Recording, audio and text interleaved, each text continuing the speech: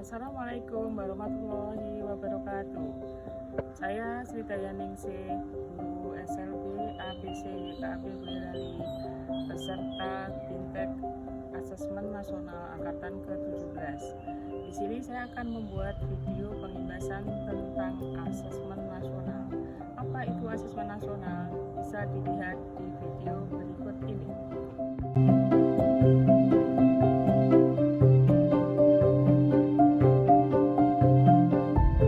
Asesmen nasional. Asesmen nasional adalah program penilaian terhadap mutu setiap sekolah, madrasah, dan program kesetaraan pada jenjang dasar dan menengah.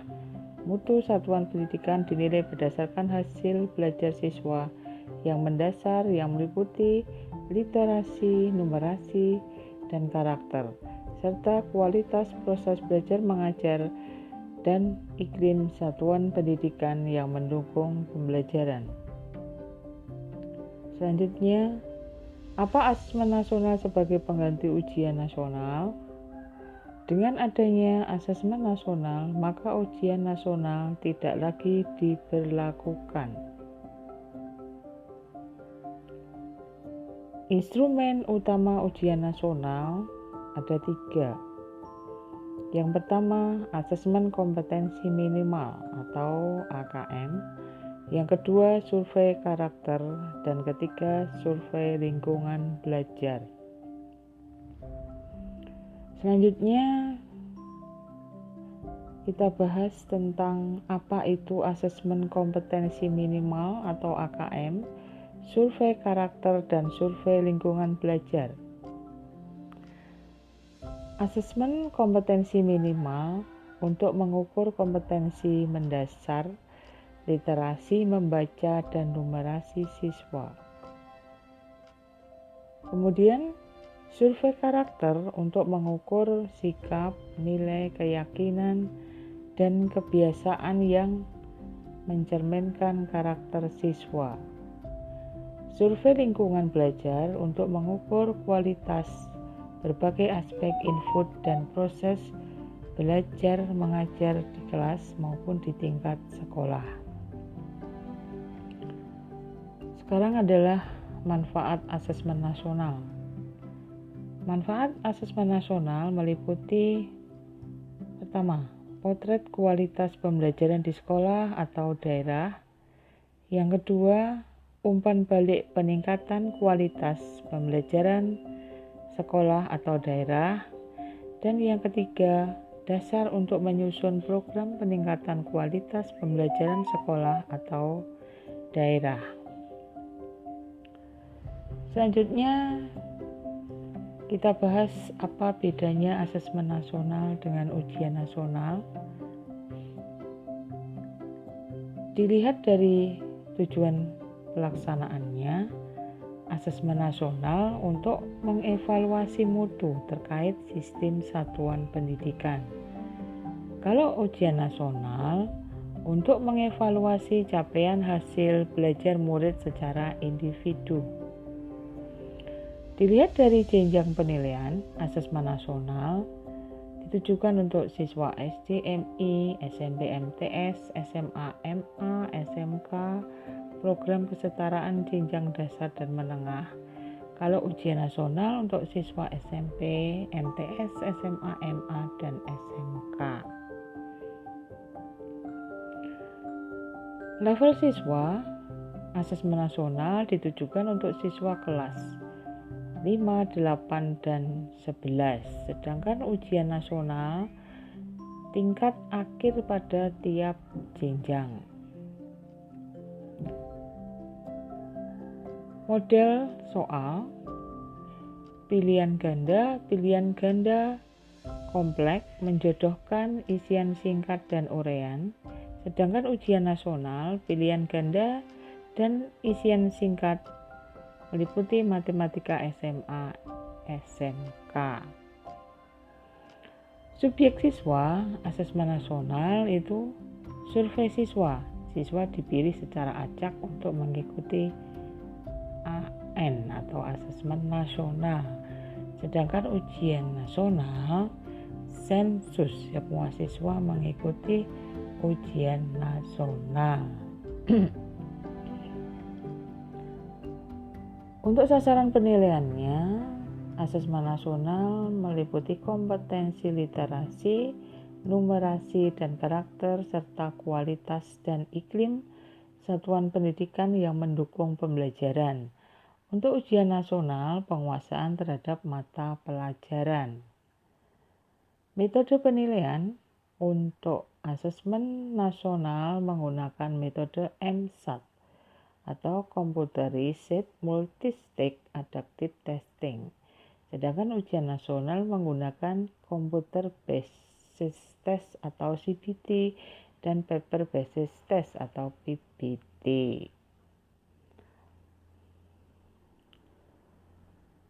Sekarang kita lanjutkan mengenai petunjuk dan teknis pelaksanaan asesmen nasional. Asesmen nasional itu meliputi 3 aspek. Yang pertama, asesmen kompetensi minimal atau AKM. Yang kedua, survei karakter. Yang ketiga, survei lingkungan belajar. Sedangkan AKM sendiri, komponennya ada 2, yaitu asesmen literasi membaca dan asesmen numerasi. Asesmen literasi membaca itu meliputi memahami, menggunakan, mengevaluasi, dan merefleksi.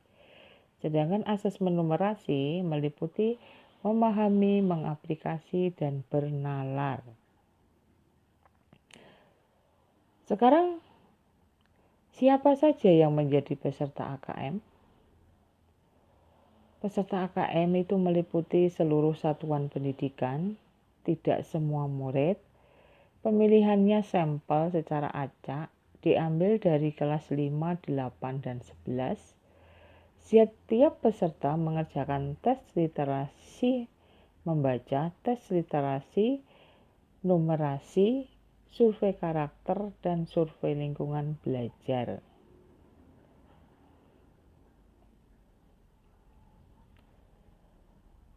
Bentuk soal dari asesmen kompetensi minimal itu ada 5, yaitu pilihan ganda kompleks, menjodohkan, isian singkat, dan urean. Sekarang kita bahas siapa saja yang akan atau level apa saja dalam pembelajaran AKM. Level pembelajaran dalam AKM ada 6. Level pertama untuk kelas 1 dan kelas 2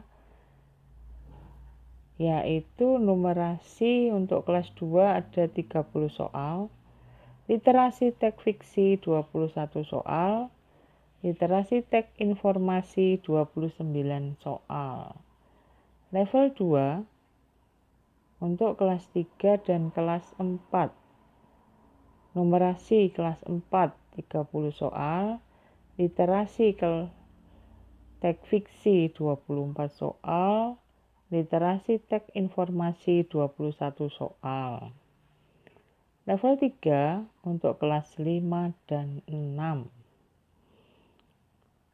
Numerasi 47 soal, literasi teks fiksi 24 soal, literasi teks informasi 35 soal. Level 4 untuk kelas 7 dan 8, numerasi kelas 8 67 soal, literasi teks fiksi 7 soal, literasi teks informasi 29 soal.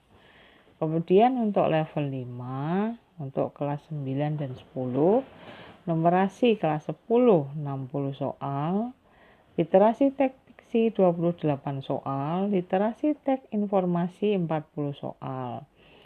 Dan level terakhir, level 6 untuk kelas 11 dan 12, literasi teks fiksi itu ada 11 soal, dan literasi teks informasi ada 39 soal. Selanjutnya kita bahas masalah komponen AKM literasi membaca. Di sini ada konten, proses kognitif, dan konteks. Kontennya, tag informasi itu tag yang bertujuan untuk memberikan fakta, data, dan informasi dalam rangka pengembangan wawasan serta ilmu pengetahuan yang bersifat ilmiah. Tag fiksi, tag yang bertujuan untuk memberikan pengalaman, mendapatkan hiburan, menikmati cerita, dan melakukan perenungan kepada pembaca. Proses kognitifnya menemukan informasi, mencari, mengakses, serta menemukan informasi tersurat dari wacana. Interpretasi dan integrasi, memahami informasi tersurat maupun tersirat, memadukan interpretasi antar bagian teks untuk menghasilkan inferensi.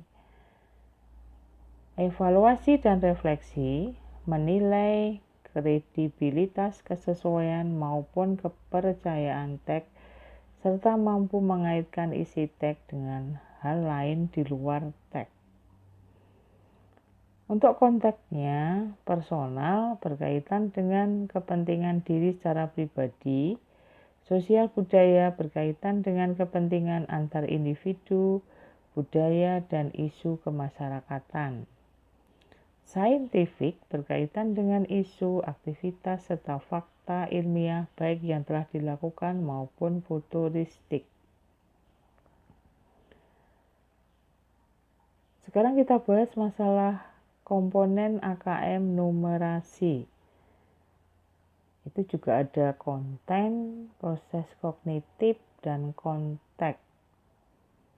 Untuk kontennya, bilangan meliputi representasi, sifat urutan, dan operasi beragam jenis bilangan, yaitu bilangan cacah, bulat, pecahan, dan desimal. Kemudian untuk pengukuran dan geometri meliputi mengenal bangun datar hingga menggunakan volume dan luas permukaan dalam kehidupan sehari-hari.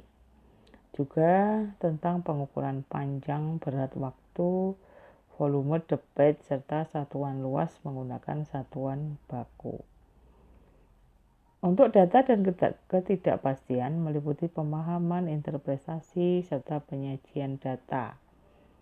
Aljabar meliputi persamaan dan bertidaksamaan reaksi dan fungsi termasuk pola bilangan serta rasio dan proporsi.